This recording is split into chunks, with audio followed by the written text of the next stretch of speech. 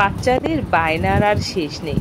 শুধুমাত্র যে আমার বাচ্চারা বায়না করে বা আমি মা হিসেবে যে তা পূরণ করি তা কিন্তু নয়। প্রত্যেক বাচ্চারাই বায়নাগুলো ধরে এবং প্রত্যেক মায়ে কিন্তু বাচ্চাদের বায়নাগুলো পূরণ করে। এই তো সেদিন আমার ছেলের জন্মদিন ছিল, তখন সে বলল যে মামা কি বানাবা আমার জন্য স্পেশাল। এক কাজ করো, তুমি রসগোল্লা বানিয়েছো, অনেক দিন হয়েছে, রসগোল্লা বানিয়ে দাও।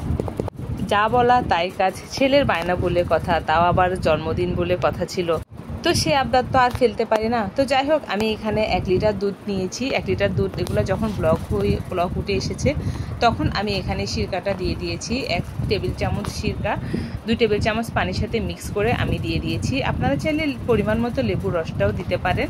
লেবুর রস দিলেও আপনার ছানাটা উঠে আসবে।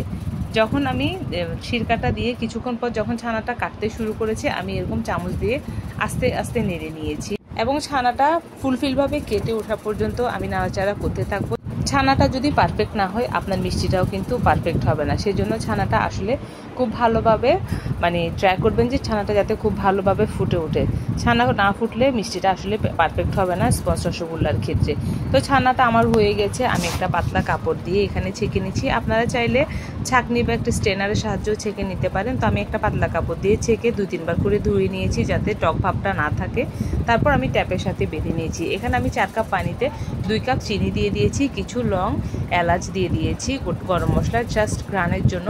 তো এই শিরাটা আসলে পাতলা হবে, খুব একটা টাইট হবে না। এটা হচ্ছে যেহেতু স্পঞ্জ রসগোল্লার শিরা, এটা একটু পাতলাই হবে।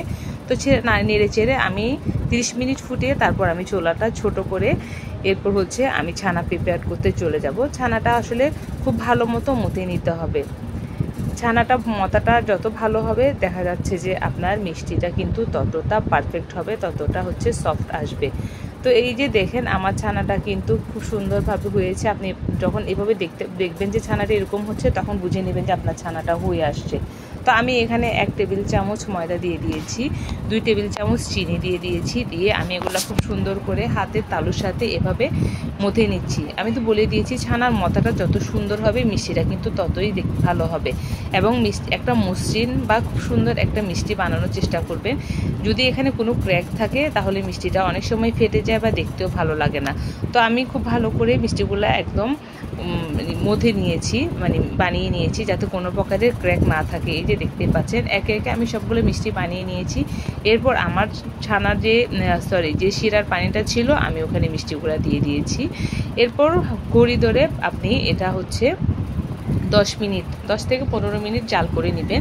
তখনই দেখবেন যে মিষ্টিগুলো এরকম ফুলে ডাবল হয়ে গেছে। এর চেয়ে বেশি জাল করার দরকার নেই, তাতে কিন্তু মিষ্টিটা শক্ত হয়ে যাবে, সফট হবে না। তো যখন হয়ে যাবে তখন আপনি চুলাটা বন্ধ করে ওই যে প্যানটা চুলার মধ্যেই বসিয়ে রাখবেন, তাতেই হয়ে যাবে।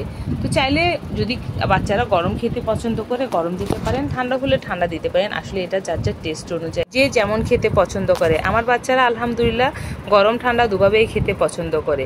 তো এই ছিল আজকের আমার ভিডিও। এই পর্যন্ত সবাই ভালো থাকবেন। আল্লাহ হাফিজ।